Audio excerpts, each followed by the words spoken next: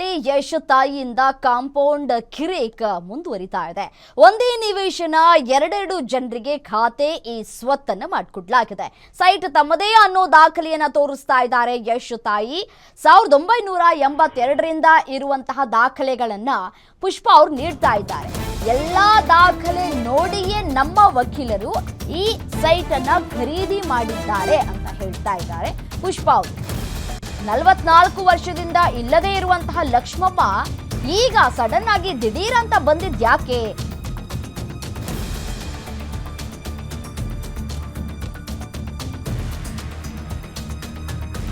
ನೋಡಿ, 1982ರಲ್ಲಿ ಖರೀದಿಸಿ 23 ಸೈಟ್ಗಳನ್ನ ಮಾಡಿದ್ದಂತಹ ಕೆಪಿ ಶ್ರೀಮತಿ ಆಗ ತಕರಾರು ಮಾಡದಿದ್ದವರು ಈಗ ಗಲಾಟೆ ಮಾಡ್ತಾ ಇರೋದು ಯಾಕೆ?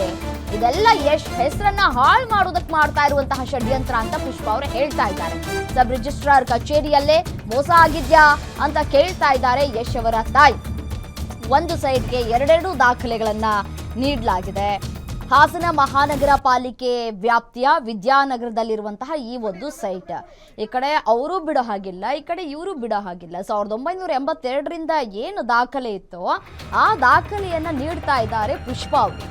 ಆಗ ಇಲ್ಲದೆ ಇರುವಂತಹ ತಕರಾರು ಈಗ ಯಾಕೆ ಮಾಡ್ತಾ ಇದ್ದಾರೆ?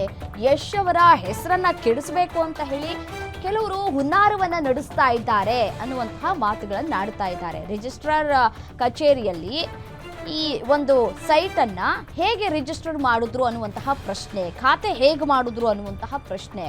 ಎರಡೆರಡು ಬಾರಿ ರಿಜಿಸ್ಟ್ರಿ ಯಾರಾದ್ರೂ ಮಾಡ್ತಾರಾ? ಖಾತೆಗಳು ಬಂದ್ ಮಾಡಿದಾಗ ಗೊತ್ತಾಗೋದಿಲ್ವಾ ಇದು ಯಾರ ಸೈಟು, ಏನು, ಎಷ್ಟು ಜಾಗ ಎಲ್ಲವನ್ನೂ ಕೂಡ ಖಾತೆ ಮಾಡುವಂತಹ ಸಂದರ್ಭದಲ್ಲಿ ಗೊತ್ತಾಗುತ್ತೆ. ಅದು ಹೇಗೆ ಸಾಧ್ಯ ಆಯಿತು ಎರಡೆರಡು ಬಾರಿ ರಿಜಿಸ್ಟರ್ ಆಗಕ್ಕೆ? ಇಲ್ಲಿ ಅಧಿಕಾರಿಗಳು ಏನಾದರೂ ಗೋಲ್ಮಾಲ್ ಮಾಡ್ತಾ ಇದ್ದಾರಾ ಅನ್ನುವಂತಹ ಪ್ರಶ್ನೆ. ಎಲ್ಲವನ್ನ ಪರಿಶೀಲನೆ ಮಾಡಿಯೇ ವಕೀಲರು ರಿಜಿಸ್ಟ್ರೇಷನ್ ಮಾಡಿಸಿದ್ದಾರೆ ಅಂತ ಹೇಳ್ತಾ ಇದ್ದಾರೆ.